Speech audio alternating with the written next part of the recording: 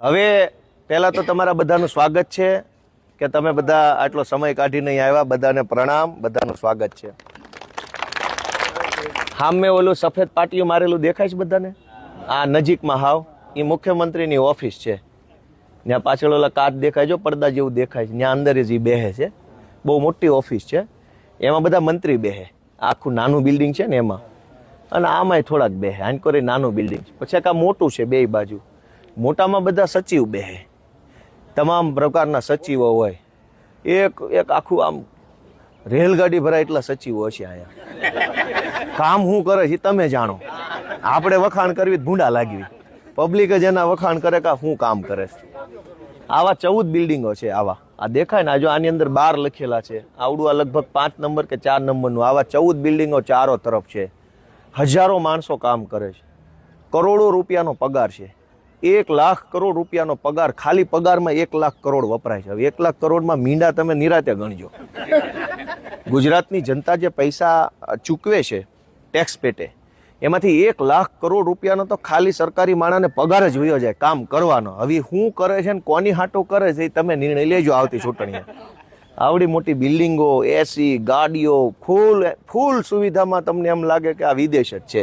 અહીં તમે જોવો છે ક્યાંય ધૂળે નહીં જોવા મળે, માખીઓ જોવા નહીં મળે, ગંદકી નહીં હોય, ટ્રાફિક નહીં હોય. ફૂલ ફેસિલિટીમાં જીવવાનું તમારા પ્રતાપે છે. અને એટલે જ હેઠે ઉતરવા તૈયાર નથી. હવે ખંભે બેહી ગયા છે. એટલે તમે આ બધું જોવો તો તમને ખબર પડે કે મત નકરા લઈ જાય પછી આય શું કરે તો કે મજા. કામ કરતા હોય તો હેઠે નું આવું થઈ ગયું હોય, કેમ અહીંયા જ આવું છે. એટલે તમે બધા આવ્યા. આ વિઠ્ઠલભાઈ પટેલ ભવન લખ્યું છે. વિઠ્ઠલભાઈ પટેલનું નામ કેમ છે અહીંયા? વિઠ્ઠલભાઈ પટેલ સરદાર પટેલના હગા ભાઈ હતા, મોટા ભાઈ. અને સંસદીય પ્રક્રિયાઓ જે છે, લોકસભા કેમ ચાલે, વિધાનસભા કેમ ચાલે, એના જે નિયમો છે, એના દેશના બહુ સૌથી બુદ્ધિશાળી માણસ એ જમાનામાં એ હતા. અને અંગ્રેજોએ વિધાનસભા બનાવી હતી, સેન્ટ્રલ લેજિસ્લેટિવ એસેમ્બલી, કેન્દ્રીય વિધાનસભા હતી દિલ્હીમાં. એનું અત્યારે દિલ્હી સરકાર જ્યાં બેસે છે એ બિલ્ડિંગ અંગ્રેજોએ બનાવ્યું. એના એ અધ્યક્ષ હતા અને ખૂબ બુદ્ધિશાળી માણસ હતા. એ જમાનામાં સૌથી બુદ્ધિશાળી માણસ કહેવાય વૈધાનિક બાબતો સંસદીમાં એ હતા. અને એના દિમાગના આઈડિયાથી તે આખી બધી પ્રણાલિકાઓ બની છે. અને એટલે એવા મહાન માણસનું નામ એ વિધાનસભા ઉપર રાખ્યું છે. આ બંને મોટા, આ નાના બિલ્ડિંગ છે એ સ્વર્ણિમ સંકુલ છે. અને ઓલા છે એ સચિવાલયના મકાનો છે. ગાંધીજીના 2 પુત્ર બેહાડ્યો છે જો સામે, પણ મોઢું અવળું રાખ્યું છે. ગાંધીજી આંકોર જોઈને બેહી નથી કેમ કે આ જોવા જેવું શું છે. એ અવળું ફરી ગયા. એ અવળું ફરી ગયા. એ કે આમાં તમારે સામે મારે જોવું જ નથી. કે જોઈ લો કઈ બાજુ મોઢું છે. નકર નજર ગાંધીજીના રાષ્ટ્રપિતા છે એની નજર છોકરા ઉપર વળી જાય કે શું કરે છે મારા બેટા રોજ બેહીને. એને બદલે એ કે મૂકો ભાઈ, મારે આમાં કઈ જોવું નથી. કે આમ ફરી ગયા. આ હાલત અહીંયા છે, જોઈ લીધી નજરે. હવે કહેજો બધા ગામમાં જઈને લોકોને ગાંધીજી જેવા ગાંધીજી મોઢું ફેરવી લીધું છે. હવે એમાં આપણે ક્યાં એની વાહે લબડવાની જરૂર છે? વાત સાચી કે ખોટી? પછી અંદર બધા કેવું વાંચતા હતા? રેડી વાંચતા હતા? ભાષણ તો ક્યાંક હતું, વક્તવ્ય હતું જ નહીં, વાંચતા હતા. એટલે મેં તમને પૂછ્યું કે વાંચતા હતા બરાબર? થોડાક આ બાજુ આવી જાવ એટલે હાલવાની વ્યવસ્થા. થોડાક આ બાજુ આવી જાવ. એક ઓલું પીળું પંપુડું હટાઈ દેજો વડીલ, કાંઈ વાંધો નહીં, હટાઈ દો તમે. હાવ હાલવાની વ્યવસ્થા થઈ જાય. હા, મારો વારો હજુ આવશે. એટલે હવે વસ્તુ શું છે, 2 વાત છે. મારે અંદર જવાનો ટાઈમ થઈ ગયો છે. કે સરકાર કરોડો અબજો રૂપિયા ફાળવે છે. 4 લાખ કરોડનું બજેટ આવ્યું. એવડી મોટી વાતો અહીંયા બેહીન થાય છે. એના કરતાં 10% કામ હેઠે નથી થતું. તમે વાતું 20 કિલોની કરો તો 500 ગ્રામ તો કામ કરો. અમે એટલું જ કહીએ છીએ વિપક્ષ તરીકે, 500 ગ્રામ કામ કરીને દો. 20 કિલોની ભલે વાત કરી લીધી, પણ નહીં. ગયા વર્ષે 20 કિલોની કરી હોય તો આ વખતે 40 કિલોની વાતો કરે. કામ તો ગયા વર્ષે એવું ને એવું, આ વર્ષે એવું ને એવું. તમને જાણીને નવાઈ લાગશે કે સરકારનું બજેટ હમણાં આવ્યું, એમાં શહેરોનો વિકાસ કરવા માટે 33,000 કરોડ રૂપિયા ફાળવા. ગામડાનો વિકાસ કરવા માટે કેટલા ફાળવા? 14,000 કરોડ. શહેર કરતા અડધા રૂપિયા નથી ફાળવા. હવે રૂપિયા જ ઓછા આપ્યા છે. હવે ગોળ નાખે એટલું ગળ્યું થાય ને? ગોળ જ ઓછો નાખ્યો છે તો કેમ ગળ્યું થાય? આ સરકાર એમ ધારે છે ગામડાનો વિકાસ ન થવો જોઈએ, ગામડું ભાંગીને બરબાદ થઈ જાય તો બધા વિસ્તરા પોટલા લઈને અમદાવાદ, રાજકોટ, સુરત આવવા માંડે. હાંકડી ખોલ્યુમાં રહે તો સરકારના લાચાર બને. અત્યારે તમે તમારા મરજીના માલિક છો, કેમ કે 10, 15, 20 વીઘાના તમે ખાતેદાર છો, એટલે તમે આમ તમારું બિંદાસ છે કે ભાઈ આપણે કોઈના ઓશિયાળા નથી, અમારું ખેતર છે, મહેનત કરીને ખાવું છે, કોઈની ઓશિયાળી કરવી નથી. તમને ઓશિયાળા બનાવવા હાટું થઈ ખેતીનો વિકાસ ન થાય, ગામડાનો વિકાસ ન થાય, એટલે અહીંથી પૈસા જ ઓછા ફાળવા છે. 50% કરતાંય ઓછા છે, અડધો અડધ નથી. ગુજરાતમાં ગામડા જાજા કે શહેરો જાજા? તો પૈસા જાજા ક્યાં ફાળવવા જોઈએ?